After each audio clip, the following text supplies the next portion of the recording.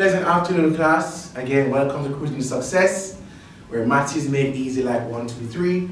Today, I'm going to demonstrate the step-by-step procedure on how to complete the square, where the x squared coefficient is greater than 1. So again, previously based on our last two lessons, we looked at completing the square, and today we're taking it up one level to where the x squared coefficient is greater than 1. Hence, we have to put an additional step in when we're looking at questions like these. Now, firstly, step 1. You're going to bracket the x's because when we're doing completing the square, we're going to focus on the x's. Secondly, because of this 2, we're going to factorize the x squared coefficient. That means 2 goes outside the bracket, subtract 4x, and I'm going to add the 19 on the end. So just to make sure, because the x squared coefficient is 2, I'm going to factor it out till it becomes 2 bracket x squared minus 4x close brackets. The next step, I'm going to introduce what is called a square bracket, and I'm going to complete the square on this expression within the curved brackets. So it becomes x, I'm dividing the x coefficient by 2, it becomes minus 2 all squared. I always subtract the square of this new number, which is negative 2 all squared. I've explained that in the previous lesson.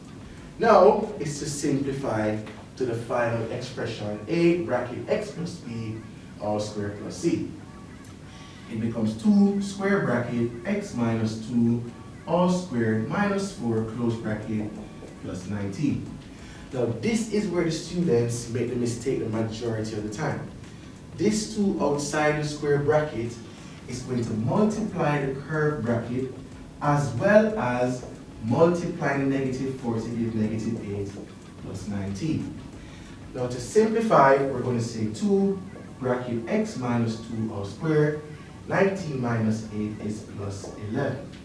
So again, when I compare this to a bracket x plus b all squared plus c, I can clearly see the a is equal to 2, the b is equal to minus 2, and the c is equal to 11. So again, what exactly does the 11 represent? The 11 represents the minimum value of this curve.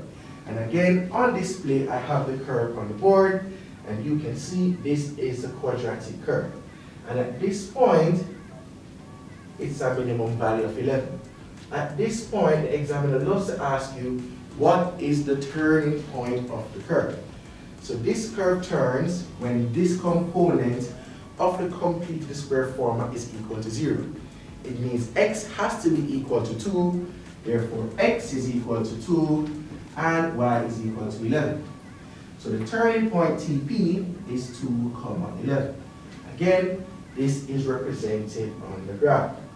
So if you're asked to complete the square and the x squared coefficient is greater than 1, this is a method you're going to use. Now the examiner will also state whether or not this curve intersects the x-axis. As you can see based on the graph, it doesn't intersect the x-axis because the minimum value is 11. Thank you for watching. Welcome to Cruising Success, where maths is made easy like 1, 2, 3.